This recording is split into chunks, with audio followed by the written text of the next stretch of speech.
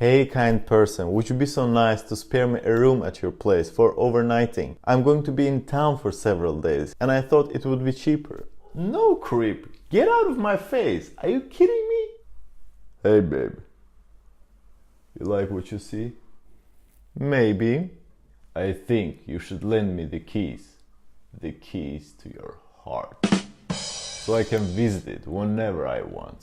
Well, okay.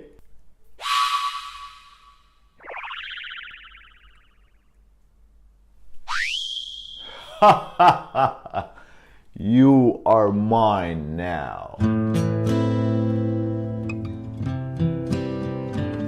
Being emotionally hurt is one of the long-lasting experiences that humans go through. And it's not until much later, having several of those incidents, that we establish a firm framework on how to deal with them. Many become jaded and grow resentful. Others go down a negative spiral, blaming on themselves. If I've been hurt so many times, maybe it means that there's something wrong with me. Is it really though? Before unpacking this common experience and how we should deal with it, let's establish what hurt really means. So essentially, being hurt refers to a broken trust, when one person didn't meet the expectations of the other. I wonder if this was discussed previously on this channel. I should maybe do a video on hope and expectations. Do you like the idea? Tell me here. The notion of someone breaking the trust per se means that we grant someone a power to manipulate our mental and emotional serenity. They have an entitlement, the key to our mental stability. And whenever they feel like it, they can open up that unguarded door and start to flick on your heart like... And I mean, no one loves that feeling.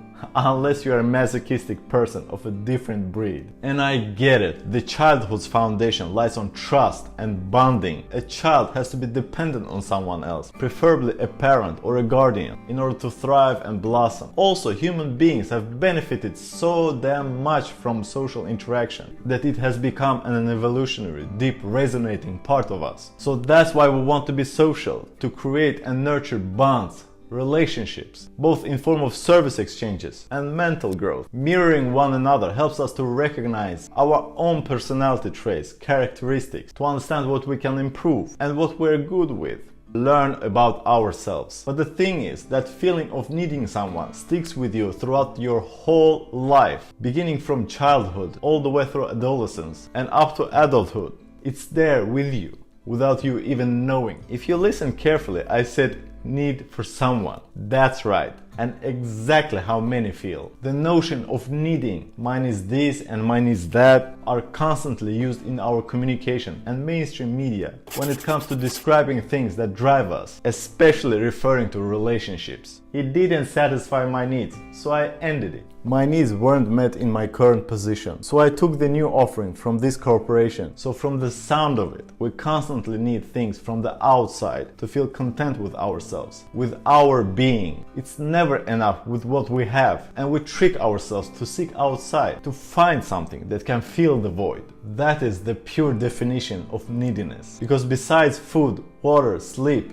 and movement, we don't need anything. We may want something, but there's a clear difference between wanting and needing. The second one always comes from a place of scarcity, a place of fear. Placing our own well-being in somebody else's hands is straight out insane and ridiculous. You wouldn't entrust a stranger with keys to your house, so why would you make it accessible for somebody else to come inside of your soul and do this? Again, when we surround ourselves with so much distraction, like we do in today's way of living, we stand no chance at cultivating a peace of mind. We are drowned in all noise, consisting of things, people, traditions, outcomes, technology, that we get lost in finding ourselves. And of course, it's a vicious circle. The more you have, the more you own in all aspects, mentally and physically, the easier it becomes to derive your sense of self from the outwardly, because your true self becomes the noise. A third wheel.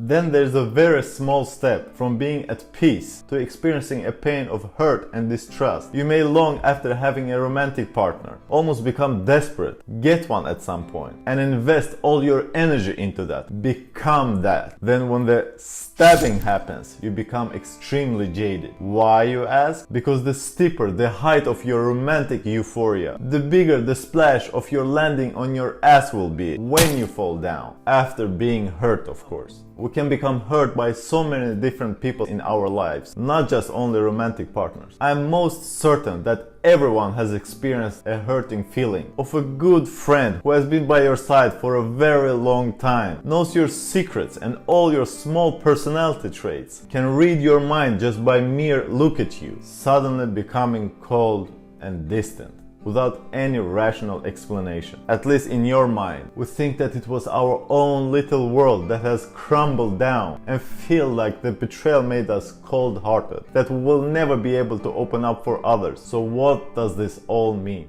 When you're hurt, understand that your ego got bruised, and that happens to everybody. This pain is for you to learn from, get to know yourself, specifically things that you're very sensitive towards. Ask yourself why and how you can improve for the future, to not repeat the same mistakes again, because you are going to heal and you are going to meet new people, even if it doesn't feel like that now. Becoming hurt for many is identical with breakups, so check out this series for more information on how to overcome it. To build trust towards somebody else, you have to be totally comfortable with yourself. Within. If you feel jaded, it's a sign that you have some introspection to do. Being scared for getting hurt again is coming from a place of fear.